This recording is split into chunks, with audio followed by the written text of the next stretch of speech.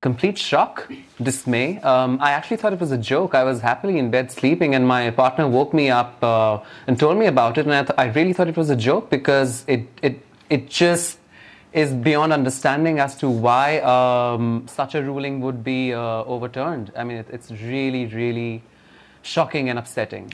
Very upsetting. So what do you say then to those judges who have said today this is not up for them to decide, this is something that Parliament should be deciding?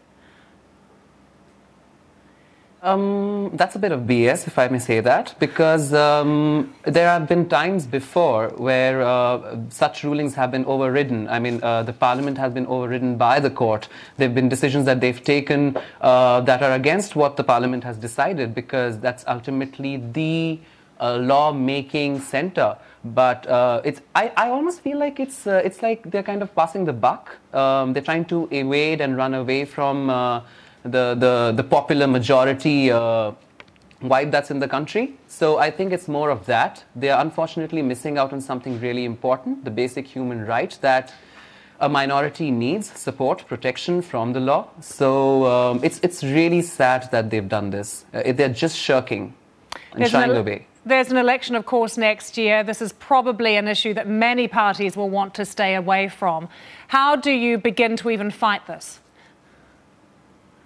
I think it would be very silly for the parties to stay away from something like this, because they forget that statistically we're 10% of the world population, and in India, given our population, that's a huge number of votes, a huge number of pink currency out there, a huge number of tax-paying queer men out there who can change the way the country is going to run. So they need to pay attention to this for sure. And in fact, I know it's an awful thing that's happened today, but I also see it as a catalyst on a lot of levels, which will make a lot of other queer people and queer-friendly people to come out and talk about it. And it's high time the government sits up and takes notice of this. So I'm not going to look at it in a regressive way. I'm not going to take it in a negative manner.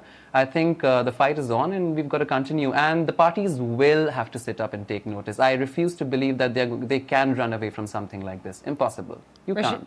We're out there, we're here, we're queer, we're there. So.